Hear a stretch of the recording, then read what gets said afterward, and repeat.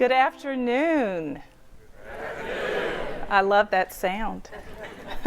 Welcome to our first Conversations with Clara for 2023. Today is also February the 1st, which marks the beginning of our Black History Month celebration. And with that, we are taking time this month to recognize and honor and celebrate our historically Black colleges and universities, also known as HBCUs. I want to take a moment to personally welcome all of our region's HBCU alums that are present with us today in the auditorium. I understand that we also have a growing number that's joining virtually of all associates, and among those, I'm sure, are HBCU alums as well. So when you see me on stage, you can see I'm here, but clearly I don't have a seat on stage today.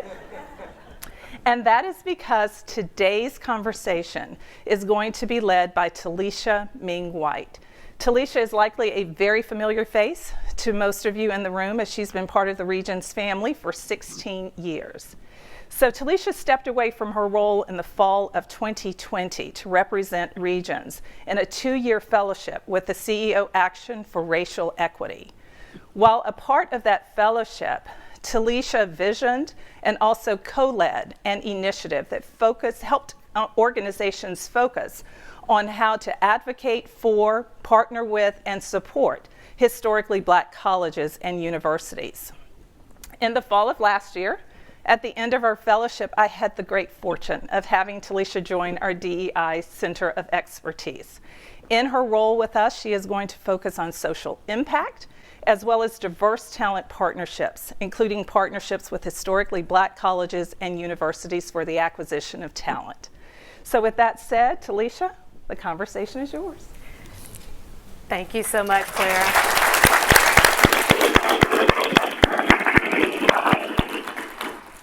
Thank you, Clara. Wow, my heart really smiles to look out over this room and see all of the people here to support our HBCUs. And I am so privileged to moderate this panel with our esteemed guests here today. We will have Dr. Glover, who will join us virtually from Tennessee State University in Nashville, Tennessee. Unfortunately, Dr. Glover wasn't able to join us in person, but we're happy to have her here as part of the conversation due to inclement weather. So welcome, Dr. Glover. We're excited to have you here. Thank you. We also have with us Dr. Ross, who is here from Alabama State University in Montgomery, Alabama. Welcome, Dr. Ross. Thank you. And we also have with us Dr. Wims, who is here from Alabama A&M University in Huntsville, Alabama. So welcome, Dr. Wims. Thank you. Before we get started with our conversation today, and just know today may be a little bit more casual than normal just because of the nature of our HBCU spirit and experience, I wanted to take a few moments to talk to you a little bit about the HBCU experience. My HBCU changed my life is a phrase you will often hear from HBCU graduates from over the 100 HBCUs across this country. And it is a phrase that often encompasses more than what we can put into words, but I'll try. Tuskegee University shaped who you see before you today. They played a critical role into the person and the leader that I am. And I'm sure our guests could probably say the same thing, because not only are they HBCU presidents, they are also HBCU graduates. And 2 of them now lead the HBCUs from which they attended. So we'll talk about that a little bit later.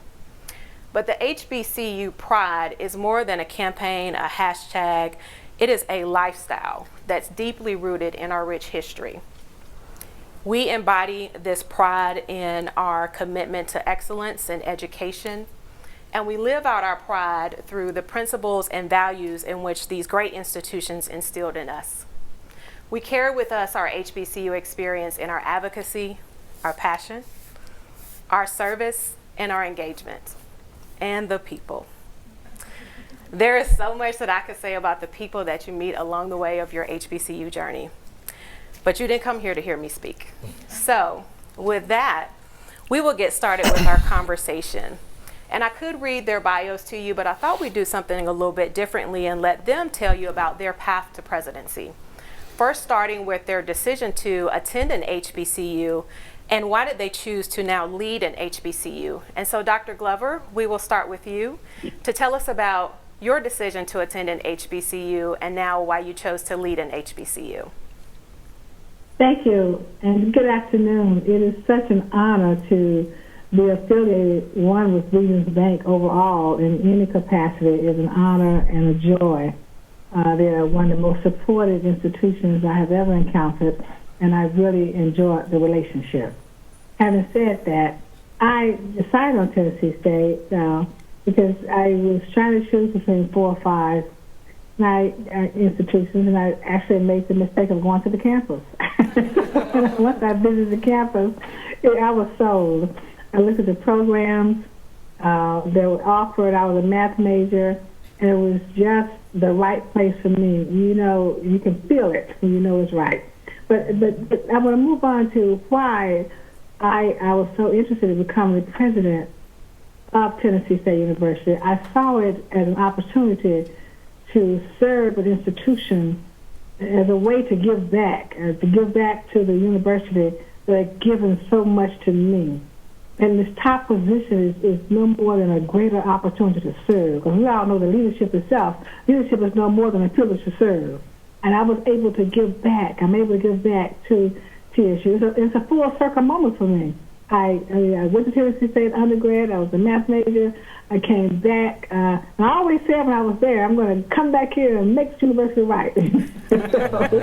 So being initiated into the sorority there, became the president of Tennessee State University, and also the president of Alpha Kappa Alpha at the same time. So, because that's a full circle moment for me at Tennessee State, and it's such an, I got to tell you, it's such an awesome blessing to come back and lead the very institution that gave me my start. That's all right.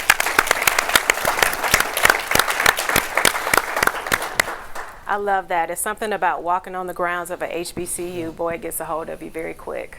So with that, Dr. Ross, same question to you. Your decision to attend an HBCU and now leading an HBCU. Yeah. Well, first of all, let me thank Regions, phenomenal partner, and we just appreciate you all giving us this opportunity to be here and the long-standing relationship that we have. I almost, I like to tell people sometimes that I didn't have a choice. Both of my parents are graduates of Alabama State University, mother from Mobile, Alabama, father from Opelika. I was born in Mobile but raised in Michigan, taken at 8 months old.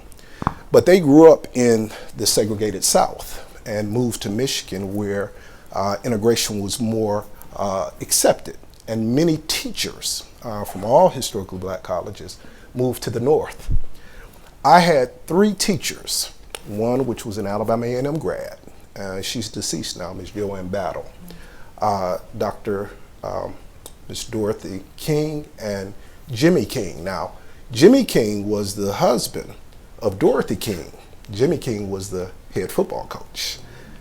Dorothy was an English teacher, and Miss Battle from Alabama A&M was an English teacher. But notwithstanding my parents went to a historically black college, but to be in the midst of all of these professionals who had gained so much knowledge and had so much respect in the community, from both black and white, young and old, it was so intriguing for me. I wanted to continue that path and grasp all of the knowledge that was received by my parents and those who had gone before them. And so thus began my journey to Alabama State University. I always tell people that they dropped me off with a trunk. You don't have trunks anymore now. I don't know what, but a little black trunk, and they were on their way back to Michigan, and I was waving, and they were gone. And so that began my journey. And so having that appreciation for Alabama State University, but then immersing myself in the cultural aspect, understanding who I was and the history of Alabama State, being founded by 9 freed slaves with $500, and being in the cradle of the Confederacy, but the cradle of the Civil Rights Movement. All of those things drove me to become a political scientist. I majored in political science, but I also was in the Student Government Association. Now, our Winningest football coach, before he died, we always had a joke. I said he never knew he would make a president, because when they were practicing until 7 or 8 o'clock at night. And I said, no, I'm not going to play football. I'm going to go join the SGA. And so I became an SGA. And interestingly enough, and Dr. Glover, she talked about it, you know, only God would have it where I would be a freshman class senator at Alabama State University and go on to become one of 7 African-American state senators to serve in the state of Alabama. Only God could do that. I went on to become SGA president of Alabama State University. And today I sit as the 15th president of an institution that's 155 years old and the oldest HBCU in the state of Alabama. So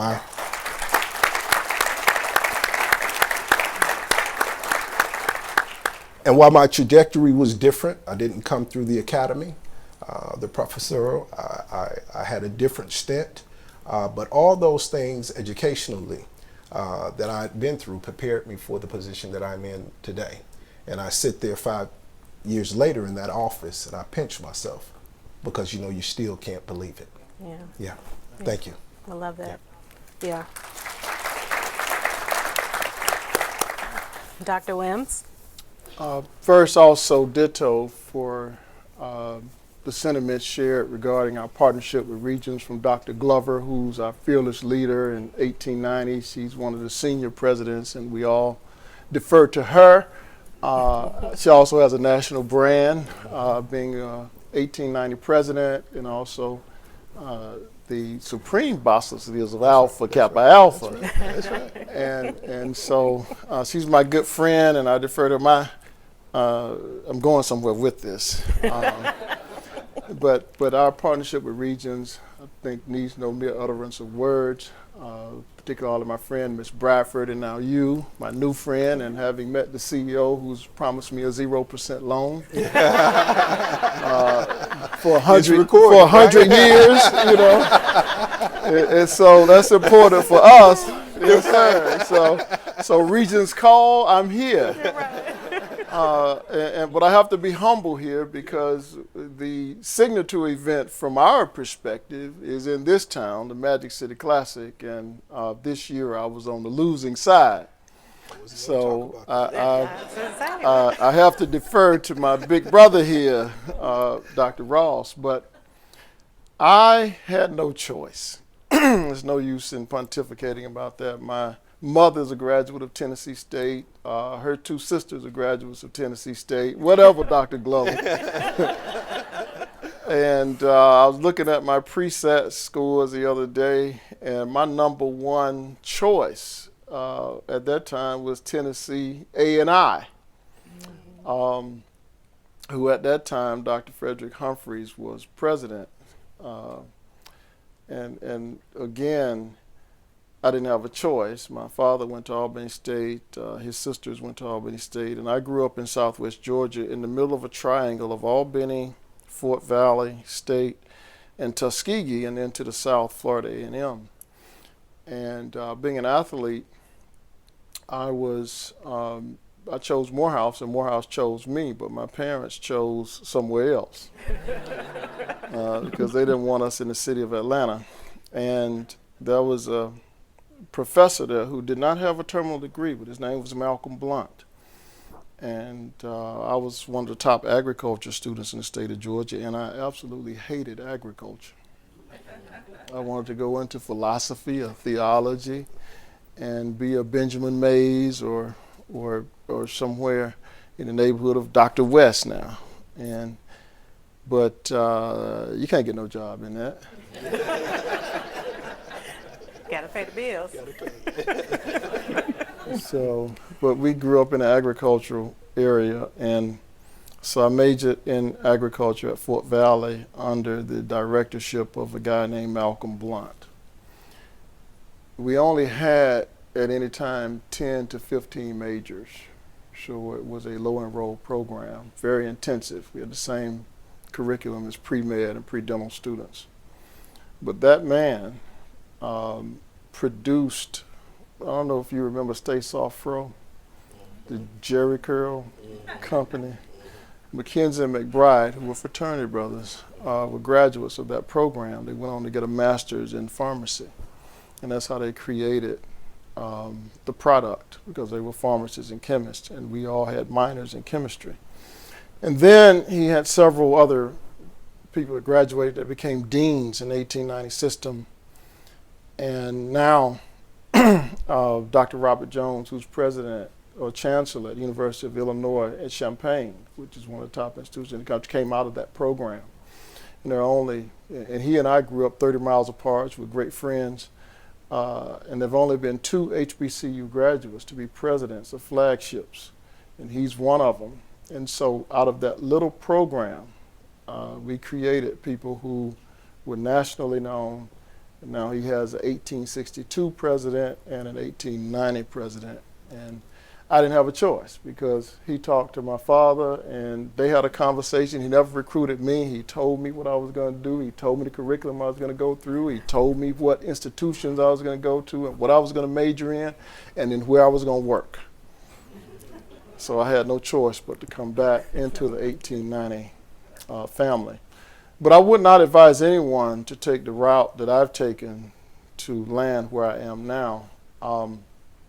Agriculture majors and people in the agriculture professorate don't typically become presidents, because most of the faculty are either humanities or traditional STEM majors. So while we are STEM majors, they don't necessarily respect the term agriculture.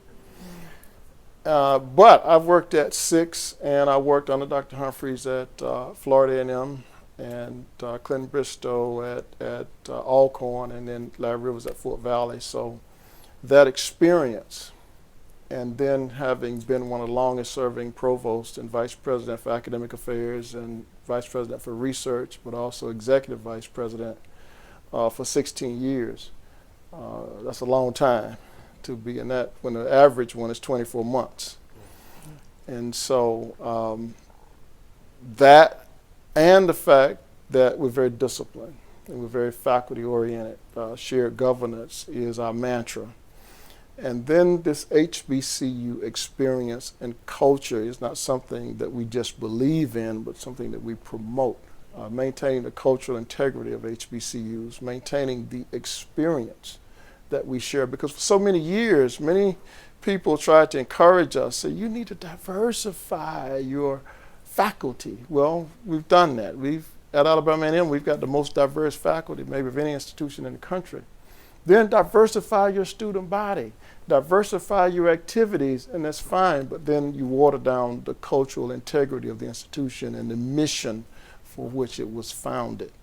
And so I've enjoyed a great career in 1890 in HBCUs, and we hope that we're able to continue that trajectory. And say we hope because we got bored sometimes to have other ideas about things, Sister Mackenzie. But well, you know how the comedians are when you're in the audience, you get picked at, right? Yeah. And you guys are so stiff with all these ties on and you're sitting. So this is a Black History Month celebration and not a funeral, right? Yeah. Yeah. So let's get into some fun, positive conversation, if you will. Yeah. I'm sure you heard some of that passion coming out, right? Some of that HBCU experience passion. Yes, that's a point of clarity he has to ensure the audience picks up on. He said he referred to me as the senior president. I think he meant in terms of years of service. in terms of being the oldest president that's out there. So you might clarify that just for the record. I love that. And I also heard a theme there about that no choice. The parents are very serious about your HBCU experience. So that is something, same thing. I didn't have a choice. I had to choose between Tennessee State, Alabama A&M, or Tuskegee. Well, Tuskegee Turkey Day Classic decided where I was going to go. So I said if Alabama State won, I was going to Tennessee State. If Tuskegee won, well, we see who won that game. But Dr. Ross, you talked a little bit about the history of HBCUs, and the first HBCU was founded in 1837, and a lot has happened since that founding, and all of your institutions are over 100 years old. So you've had the civil rights movement, integration. Can you talk a little bit about what do you attribute the success and longevity of HBCUs to? Well, first of all, when you talk about the history of this country, and we have a history that has brought us to this point. And as African Americans, blacks, we were looking to provide educational opportunities. We knew that that was the way, and we had good white brothers and sisters that were wanting the same thing. So if you talk about just in Alabama, when you look at Alabama State's founding, you had out of Marion, Alabama, you had Samford University, which was Howard University in Marion. The American Missionary Association is responsible for a lot of the HBCUs, and it was because simply we couldn't go to any other institutions and had to provide a way for blacks to be educated. And so while outwardly we couldn't do it, there were those that would help us learn to read, to write, and understand the value of education. And so the resilience, I believe, and people who were seeking a better way of life, who wanted the best for their family and themselves, that is what's ingrained in the HBCU, providing an opportunity of a lifetime, really, for those who seek it, those who may have never gone to, a person in their family may have never gone to college, but their grandparents and their parents' parents, they had the wherewithal to provide an opportunity for children yet unborn. I mean, 9 freed slaves founded an institution that they would never go to. But they found it for myself, and recognizing Trustee McKenzie and those who graduated from Alabama State and all of the other HBCUs, they have the similar story. And so this resilience and this stick-to-itness and this wanting to provide, just simply exist and provide an opportunity is what continues to drive all of us. And as we see how the world has been shaped by the contributions of HBCUs. When you talk about the majority of judges in this country, the majority of engineers, they have been produced by HBCUs. And as time has gone on, not because they couldn't go anywhere else, but because going to an HBCU, and we have, one of the highest offices that are occupied by an HBCU grad in Vice President Kamala Harris, but it's the cultural aspect. And Giovanni, he wrote a book called Shelter in Time of Storm.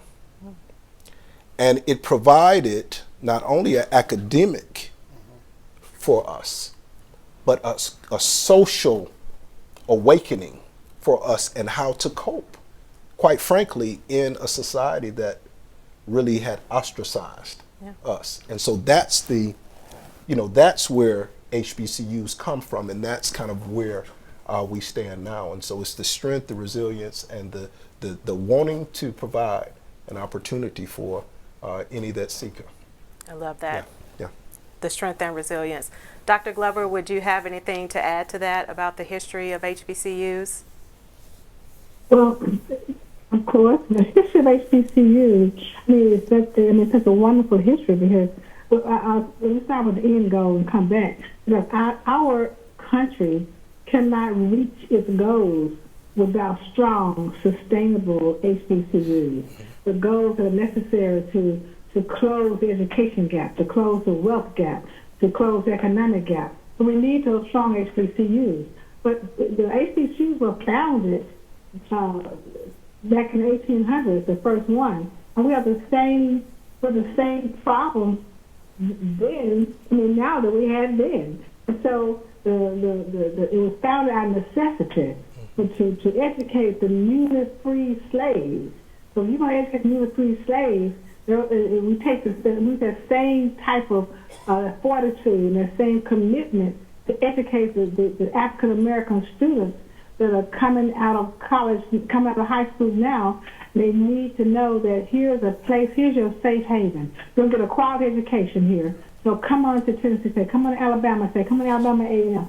Because the number one reason for attending HBCU is to get a quality education. I mean, the band, the football team, the social life, everything else is just gravy. But you go to HBCU to make sure you get a quality education from people who care about you. Mm-hmm. Absolutely, and you have professors that will call you in the morning if you don't show up for class. Wow. I love that, and that leads into when you talked about going to a HBCU to receive a quality education. There are a lot of myths about HBCUs. What is one myth that you hear about HBCUs that you would like to dispel, and what's the impact you think that myth has on the HBCU ecosystem? And Dr. Wims, we'll start with you. Wow.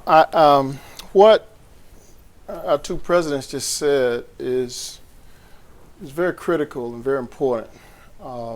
It's powerful statements. And so to follow that, one of the myths is that we're not necessary today. And Dr. Glover just dispelled that myth, because from our vantage point and us looking at it from a data-driven perspective, we're more necessary now than we were 40, 50 years ago. Maybe not 100 years ago, but certainly 40, 50 years ago. Because if you read what's happening demographically in this country, the public school systems are more segregated now than they were 50 years ago. And so our students are still in inferior learning conditions in many instances, and so there are situations where they are deficient, whether it be their learning skills or their cognitive development, and we need to bridge that gap. And so for the nation to continue to be in the state and status that it is on the global scene, all of us have to float each other's boats. And so as a community, we're part of the higher education community. And now the higher education community is seeing that we're doing things that are unique and in some cases miracles. So they're duplicating what HBCUs have done naturally across the higher education spectrum. We in Alabama have not finished our job, and we've got the most HBCUs of any state. Am I correct? That's correct.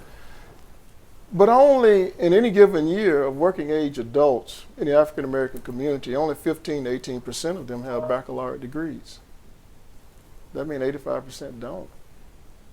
We got some work to do. Then what their majors are per what their developmental level is coming out of high school. In Alabama, we need engineers. We need physicists. We need finance people. Well, this requires math and science background. And in some of our school systems in Alabama, we don't have certified teachers. Okay, what do we have to do is that we've got to invest in our education programs to develop the interest in teacher education. But if they're going to make $40,000 and I need the same level of aptitude as I could major in computer science, artificial intelligence, cybersecurity, I'm not going to be interested in teacher education, right? So our job is not finished. And that's one myth that we must dispel, that our institutions are not only necessary, but they're critical. And they're critical for the larger development of the state and the country. Thank you for sharing that. Dr. Ross? Well, I echo the sentiments of my colleagues and of course, piggybacking off of Dr. Glover. You know, the designation of HBCUs came by the federal government for those schools that were before the 1964 Civil Rights Act. Right. So the designation was given to us, but we have always been elite institutions of higher learning. So this idea the myth of not being good enough is what translates from that, right? So federal designation that's given, and Dr. Glover knows this, I always champion that on the President's White House Initiative Board, that if they give us a designation, give us the money, right? So, but truly, you know, I think it all says the same thing, right? Not being good enough because of, you know, a designation, you know, historically black colleges. Well, we didn't give ourselves that. We just happen to be institutions of higher learning that were excellent, that happen to be black, right? So that's a myth, just, you know, not being good enough. But of course, we are responsible for the black middle class in this country. Yeah. And that's why you'll always hear when HBCU graduates announce their school is the Tuskegee University, That's right. the That's right. Alabama State, the Florida A&M, the Alabama A&M University, and the Tennessee State. So Dr. Glover, I'm going to start with you for the next question, because in the wake of the murder of George Floyd in 2020, you saw an uptick of support or commitments to HBCUs from companies, nonprofits. What is your institution, or how is your institution measuring impact and sustainability from these commitments? Well, the name of the game is sustainability. Because, you know, increased endowment brings sustainability. That's why in my last organization, we raised $1 million in one day for HBCU. Did it every year. And one year we had $2 million, because it's just that important. So what has happened is there's been a shift in the mindset of HBCUs. You just heard two presidents talk about the myth of the quality of education that you get, that you're not getting the quality education, that you're not, you're no longer necessary. That is a myth. And so what we're doing now, we're attacking that myth on every angle, because immediately after George Floyd murder, as you just mentioned, there were presidents of corporations who were talking to us, and talked to me personally, and said, what can we do? I said, first, you should partner with HBCU. Why? Because we have the capacity. We know the community. We can assist you in getting where you're trying to go. You can talk to civil rights organizations. I love them all. I mean, I have all their cell numbers. But I'm saying, if you really want to make an impact on the community that we serve, should partner with HBCU, because we know where you're headed. We have the quality of students you're going to need. That is our mission. That's our purpose.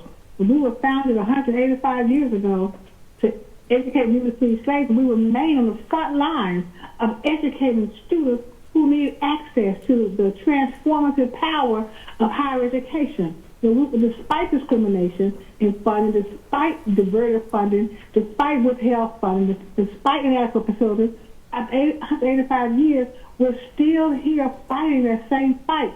We're the preponderance of first-generation college students. And compared to our pure white institutions, who are third and fourth and fifth generation college students, our impact is that we are there still caring, educating students, and make sure they get jobs. So they're deposited back into the workforce, to the community. They can be excellent, and you can see that it really is black excellence at its best. So that's the impact. It's the black excellence at its best that we're seeing. And we're just in the middle now of an HBCU renaissance, where students are really coming back home. They're choosing HBCUs. I was questioned recently at a hearing.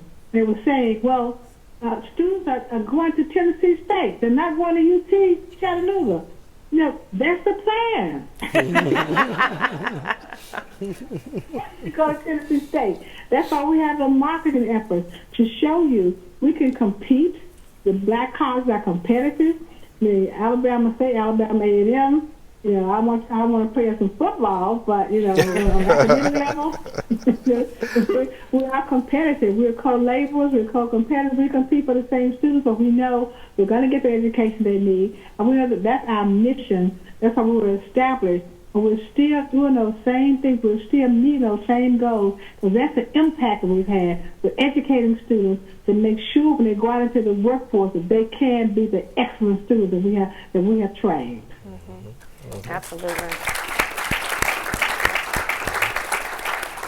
And speaking of impact, a lot of people may not be aware that according to a landmark study commissioned by the United Negro College Fund, HBCUs generate $14.8 billion in total economic impact annually in their local and regional communities. Dr. Wim, can you talk about some of the efforts that Alabama A&M has in the local community and the type of impact that your institution has for the Huntsville area? Oh, absolutely, and follow up on what Dr. Glover said, which was so important and impactful, and kind of leading into your question. We are not just a bucket for you to give now out of, for lack of a better term, a guilt conscious. Now, we'll take whatever gift you want to give out of gift conscious, and I'll say, thank you, Mr. CEO.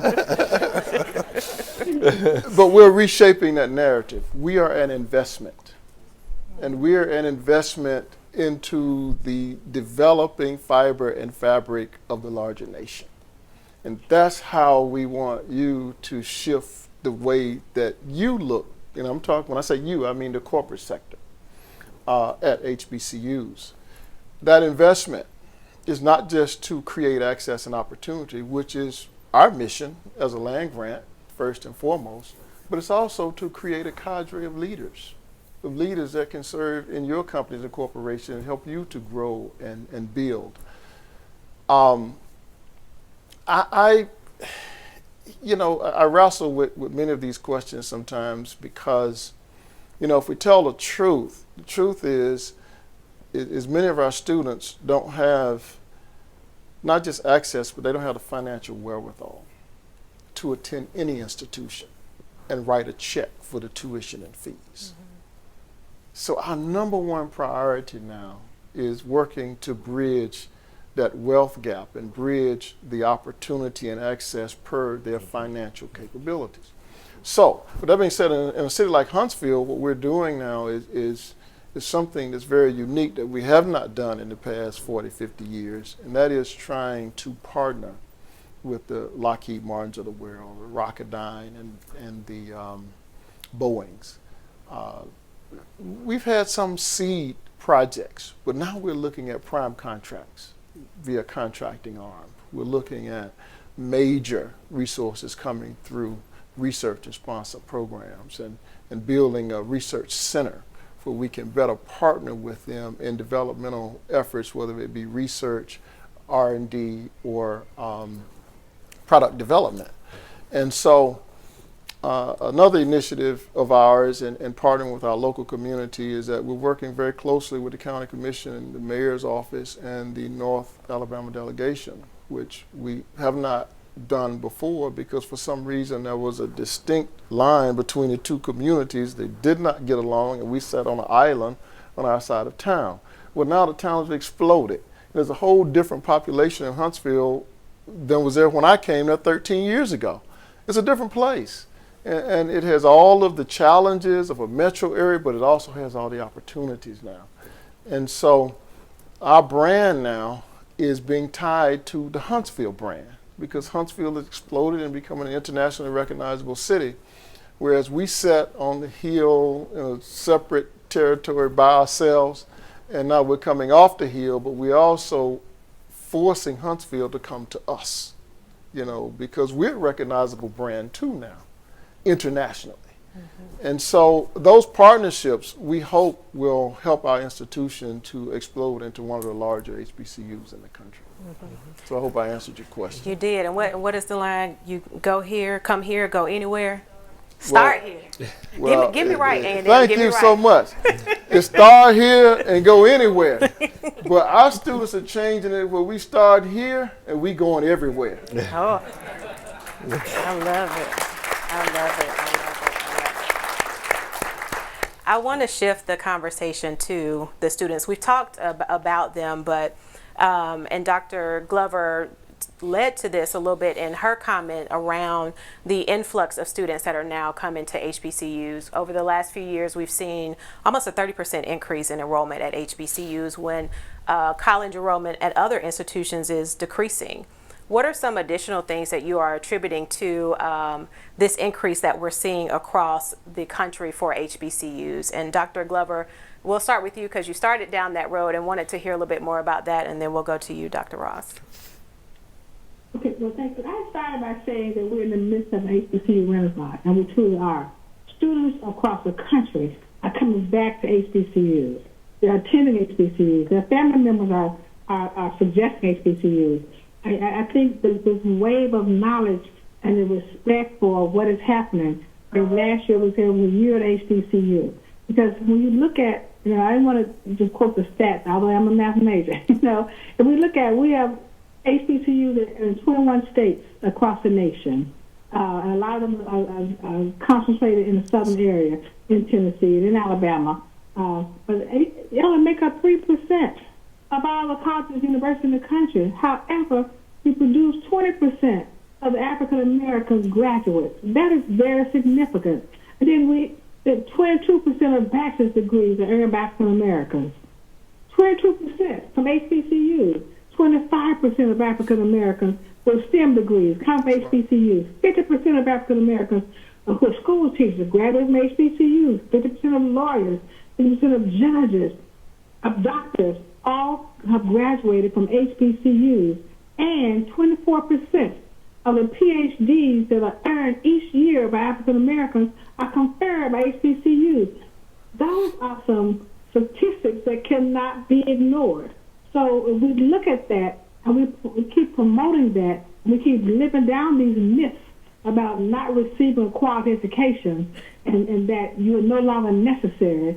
So I think we put to bed, I think Kamala Harris, being Vice President of the United States, have put that rumor to bed that HBCUs are no longer relevant. If there's any value added, if you're the second highest in the land, that is indeed value added. That's what HBCUs can produce. So we've shown that. The stats will show what HBCUs have done. So all of us here, the three presidents of this town today, we're just here to tell you that we know what we're doing. We got the roadmap. We're in the upward trajectory, and students are coming back home. We'll welcome them here. We welcome them back home. You're not a number, although I'm not saying you're a number somewhere else. I can just tell you, the HBCUs, you get that nurturing, you get that love, that concern. I spent all day yesterday, because yesterday was the last day before students are purged from their classes and have to be sent home. We were over trying to begging everybody for money. And thank you, Regents, for your assistance coming to our rescue. Because I know the other two presidents may be a little jealous, but they're professional jealous. You don't go back to my well. Go somewhere else and get your money for your students. Anyway, and so one of the presidents, not in this room, called me and said, "What are you doing? Can we talk about an issue that I want you to present to President Biden at your next meeting?" I said, "Well, I can't talk to you right now. I have a lot of students in the gym with me." And they said, what's that got to do with you? And I said, "Well, no, I'm here trying to help them put money in their balance so they can stay in school." I said, "Don't you do that?" He said, "No. The first 3 weeks of school, we hired." So don't make us look bad by trying to overdo your job. That's why you go to HBCU, because very few presidents and their administration will sit with students and call up all weekend trying to find $1,000 here, $5,000 there to help a student who's about to go home because you owe $1,800 and the rule says you must have your balance paid in full or have a payment plan in place or you can't remain on that campus. And so we've been there. We've all three of us have been there knowing that you need that money to graduate. So when they see that level of care, they tweet up their friends and they do Instagram to their friends and just say to them, "I'm here at TSU and they're helping me stay in school." I mean, that's the love and concern and care that you're going to get that extra mile that you go. Because, we all of us say we can take any student and make them a scholar. We just have to meet that student where he or she is, bring them up to where they belong, and they can be a scholar. So they're coming back to HBCUs for a number of reasons. One, because of what our history shows that we have produced. Two, what we're going to continue to produce. And three, is the love and care and concern that they expect at an HBCU. All right. Yeah. That's that HBCU love in action. I love that. That just warms my heart. It's just the right decision. Dr. Ross, how about you? Well, a couple of things I wanted to mention. Alabama State University, we have a mantra of communiversity. John O'Killens, back in the 1950s, termed communiversity because of universities that sit in the midst of a community. Not only should they provide a service to those who love, live, and work at that university, but they have a responsibility to the community at large. So just an example of the partnership and what we do, not only the students, but the faculty and staff. We were the front line for COVID in Montgomery, Alabama, and the River region. We vaccinated 1,000 employees from Montgomery Public Schools. We vaccinated 1,300 employees from Hyundai. We vaccinated every judge that sat on a bench. We provided testing, and it all came out of a conversation between myself and our public health officer, because during COVID, I was there and I was there by myself, and I just walked outside and I looked at the housing community that sits across, and I said, now I have the means to go find out whether I have COVID, but do they? So we had a conversation, and through partnerships, and that's what is, is big. Partnerships, corporate partnerships, state partnerships, that's what we embrace and support. And so through that effort, doing all of our own testing on campus, an algorithm that sampled individuals on campus, 2% positivity rate for the 2 years that we had this national pandemic. Partnering with the Department of Health, partnering with Moderna, partnering with those organizations that want to help, but we have a responsibility as a community to do such, and that's just one way that our university partners with the community, because we're one of the biggest employers. You talk about economic impact, we're one of the biggest employers in Montgomery. But not only that, we provide a service to the community at large.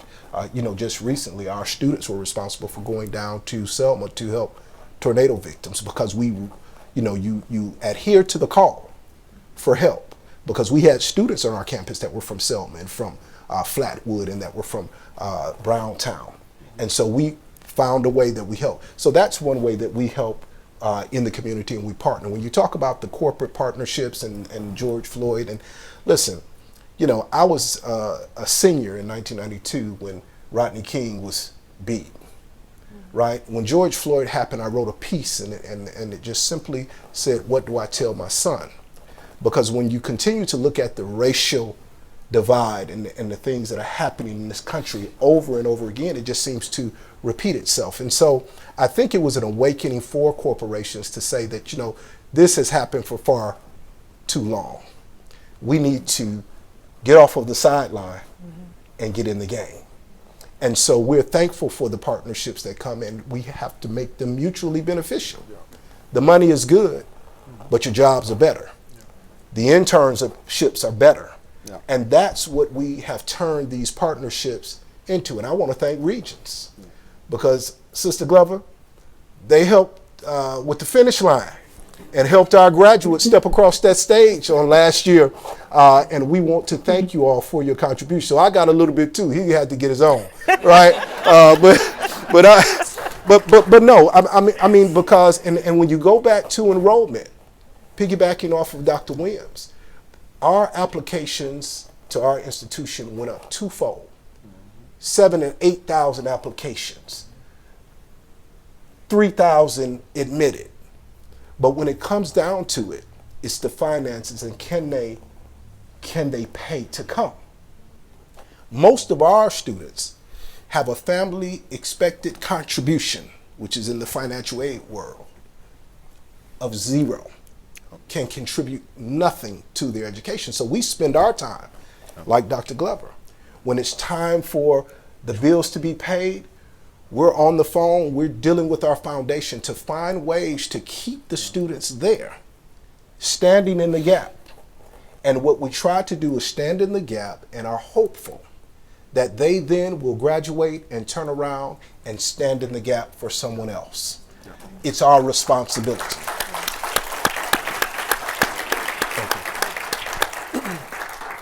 Thank you for that. And part of standing in the gap, you mentioned about opportunities and careers and internships. So can you talk a little bit, and Dr. Wims, I'll start with you on this question, talk a little bit about what are your students expecting or looking for from corporations when they're considering internship or full-time opportunities? Well, one is need-based aid, meaning that how do we help to bridge that gap between what they can pay or can't pay and what we're charging in terms of tuition and fees. So for internships, for what we call co-op opportunities, they need to be paid and paid healthy. And so that's how they chose, you know, who's going to pay me the most, and then which experience is going to get me to a guaranteed job opportunity. And so those pathways are critical. Pathways not just to access to the initial or ground level job, but access to leadership opportunities. And it must be comfortable for them. If it's not a comfortable environment, then they will decruit for your company, just like they'll decruit for our institution. Our best recruiters are our students, our best decruiters are our students. And in this age of social media, it's instantaneous. It's instantaneous and it's out there forever. So if there's a negative experience that a student has at your company, then they will certainly share that first and more fervently than they share the positive experience. But a comfortable environment is created by mentors. It's created by other people who look like them, who come out of similar circumstances, situations. And then you ease them into the whole diversity, equity, and inclusion conversation and how they can become a part of that and not make them. It's one thing our students don't want to be anymore, and they're not interested in being pioneers for something that should have happened 50 years ago. To say I'm the first now, that's not very popular with them. They want to know that you've done it, and that you've done it several times, and that you've been successful at it. And so opportunity, access into a comfortable situation where they can grow and learn and develop and not have to play what we used to call in black psychology that double consciousness. That doesn't work for them anymore.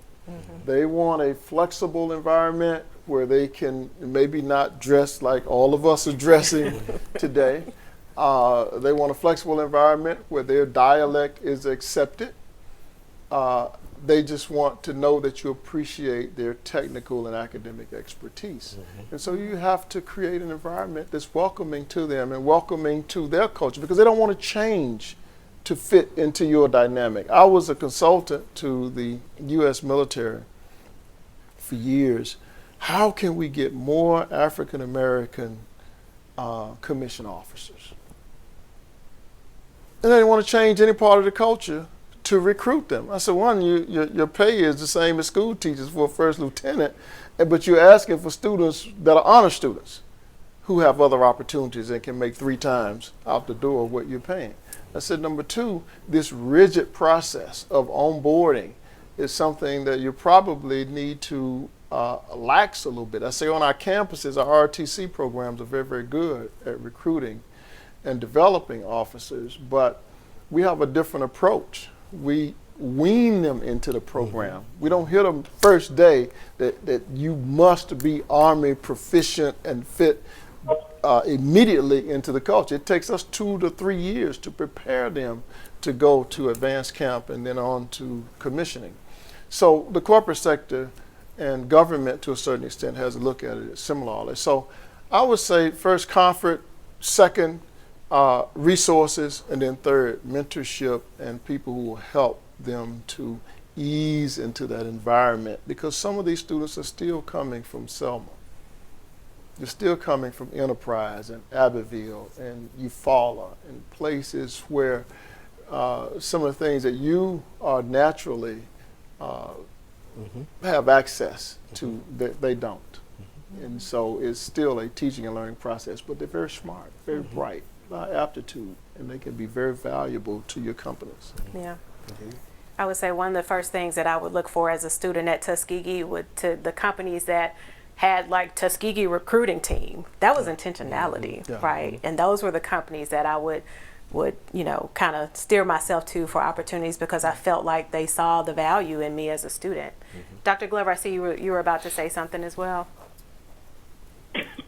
I was about to say that when students are looking for companies, they want sincerity. So you can pick up on a company that's insincere. They're there for a different reason. We need partnerships with companies that will help to right some of the wrongs. And, to right some of the wrongs that have been experienced in the past, and getting numbers, and I need a person here, there's a black person there. That day is over. It's time to step up and be really serious, to be intentional about why you're seeking a qualified candidate. This person wants HBCUs, I want to get some top talent. Not that I want to get just a black student. Right. It's the wrong thinking to go and get a black student just because you need to have a number. And yeah, that can be somewhat qualified, but in time they'll grow into it. I've actually been told this recently. And so I said, we can help to right some of these wrongs. And it's never too late to do what's right. And so we decide to take on a different track sometimes, not reasons, but you ask for corporations as a whole. Because it's important to note that HBCUs are at the intersection of the issues, and they're much needed for the solutions to problems that we're having today. Because people of color will be the majority population in our school system and in the entire country, really, in just a few years.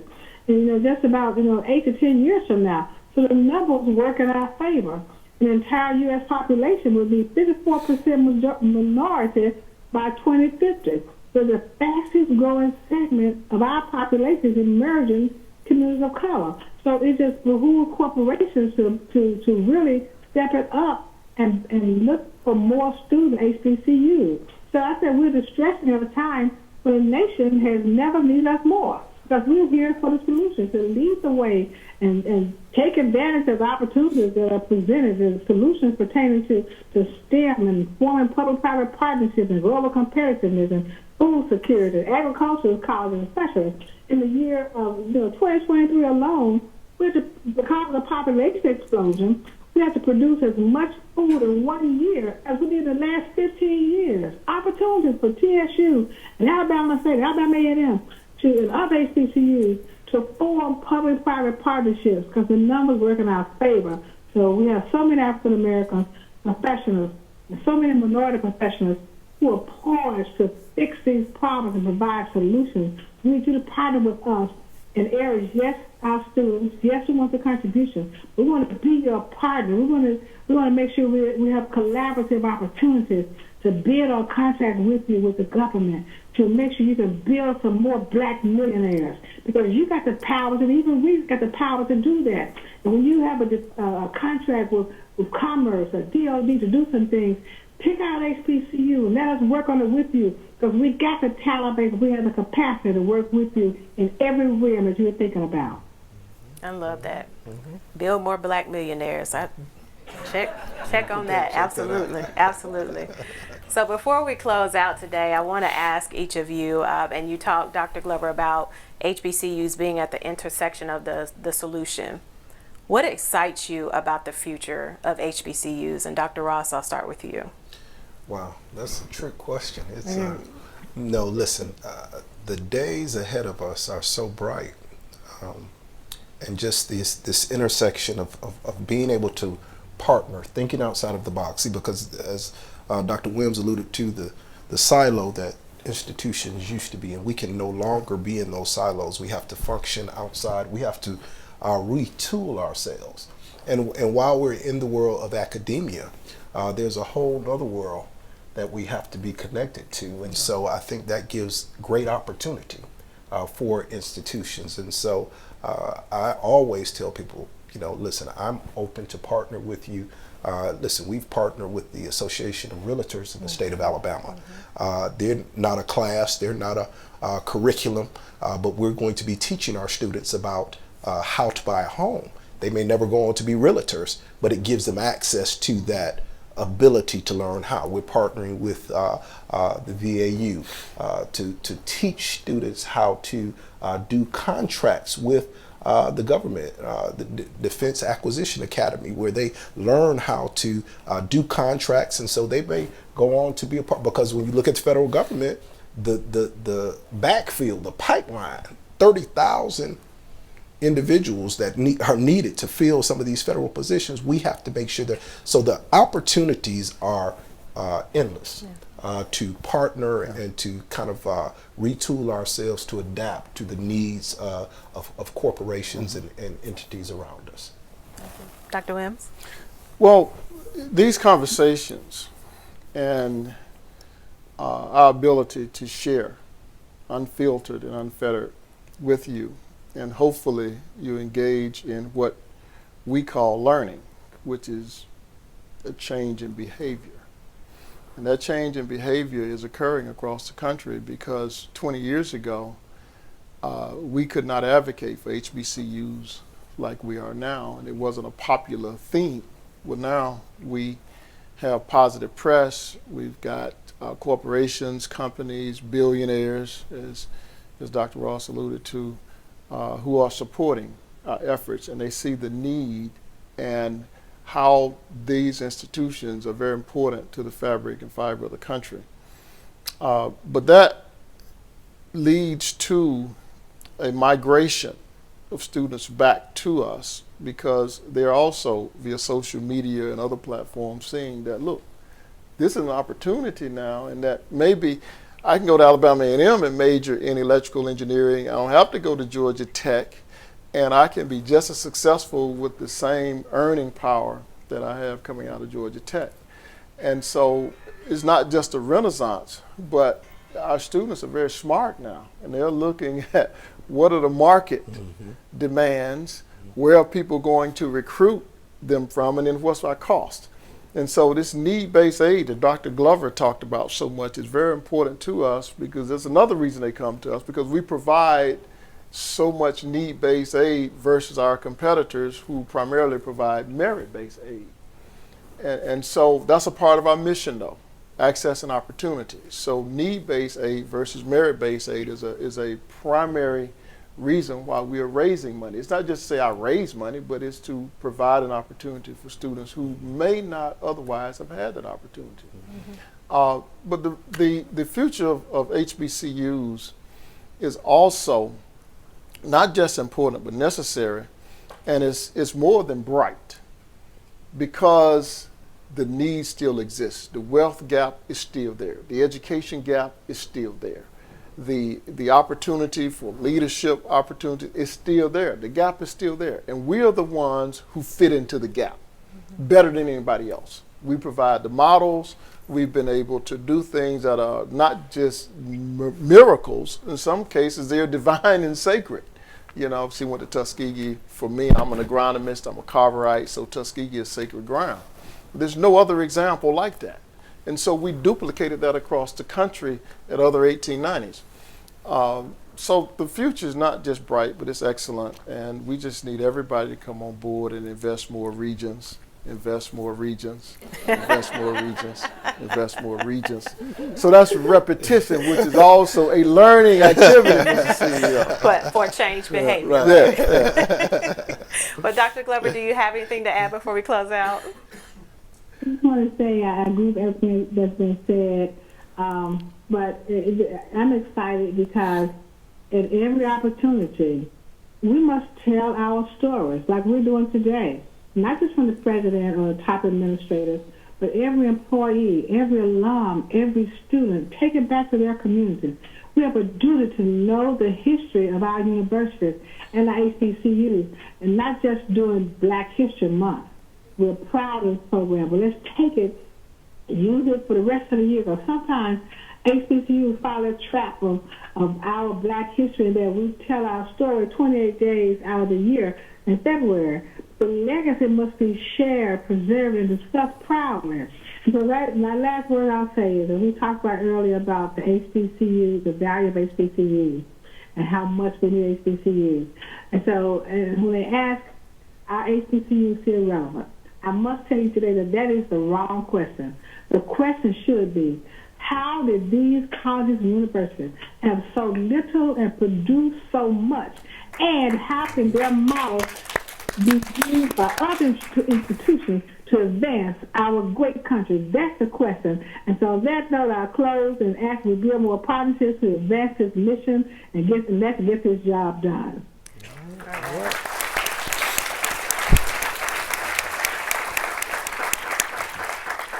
Well, thank you so much to our panelists for sharing with us the history of your institutions, the talent that you're cultivating on your campuses, and what we can expect for the future of HBCUs. And just as Dr. Glover says, we hope that this conversation doesn't end here today. We have resources provided for you on the Let's Ride DE&I SharePoint site that you can continue this learning journey and these conversations. And I heard several call to actions from our esteemed panelists today: intentionality, intentionality, intentionality. And so make sure, as we think about what type of impact that we can have with our HBCUs across our footprint and across the nation, that we are being intentional in our efforts and that we understand the role that we play in the sustainability of these institutions. And with that, I will turn it over to Leroy Abrams to close us out.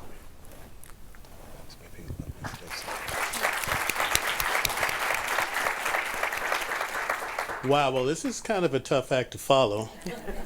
First, it's the first time I've seen Clara turn over her now famous Conversations with Clara to a guest host. So let's give Taleisha a round of applause.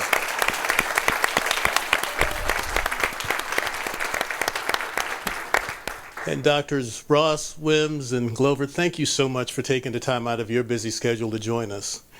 Now, I was asked to do a couple of minutes of closing remarks. We're out of time, but you all have inspired me. See, I think one of the things that educators do is that they inspire. So some of the things I thought I was going to say, I'm not going to say anymore because you've kind of given me some other things that I want to mention as we close. So I believe, Dr. Glover, you talked about necessity being the mother of invention. And that's a great statement, and it is. And when we think of the reason why HBCUs exist, it wasn't necessarily a positive reason that brought them into existence, but there's been a lot of positivity that has resulted from their existence. Something else you said towards the end, and I'll put it in my own words. I wrote this down, that necessity is the mother of invention, and adversity is often the most fertile soil for success. So when you think about the fact that these institutions have done so much for so long with so little, maybe one of the advantages that they have had is that they've had to struggle so much that they've grown stronger as a result of that. The other thing I thought about, Dr. Wims, I believe you talked about differentiation. You know, in the business world, we believe we need to be differentiated from our competitors. Mm-hmm. And there's a lot to be said for that. When you think about the demographics today, you're seeing actually lower census in universities. There are fewer students that are graduating now that are going to college, yet you're seeing growth in HBCU enrollment and in other schools too. So why is that? And I would submit that the schools who have done a better job of telling their own story have remained relevant, while others that have tried to be just like everyone else have lost out to other universities in an arms race that's really just based on resources. So given limited resources, but more focus and more commitment to the mission, these schools have continued to grow. So the last thing I want to share is something that I actually heard today from Ralph Stokes. Anybody remember that name? Ralph Stokes was a gentleman that integrated, or one of the first ones to integrate Alabama football, both at the high school level and then later on at the state level, and was actually the first black recruit from Paul Bear Bryant. Story that he told that has stuck with me is that he said there was one day after practice, this was while he was still in high school, he used to practice in the heat of the day just to make himself tougher. And then as he was going home one day, he was so exhausted he literally collapsed, but there was a tree that was there that gave him shade. So he said he was scared because he doesn't know if he fell asleep for 10 minutes or for 30 minutes. But he woke up and he was just so grateful that there was a shade tree there. And it occurred to him later in life that he didn't know who planted the tree, but he benefited from the tree that someone else had planted. And something you said, Dr. Ross, about the 9 freed slaves that went on to found an institution that they did not have a chance to attend.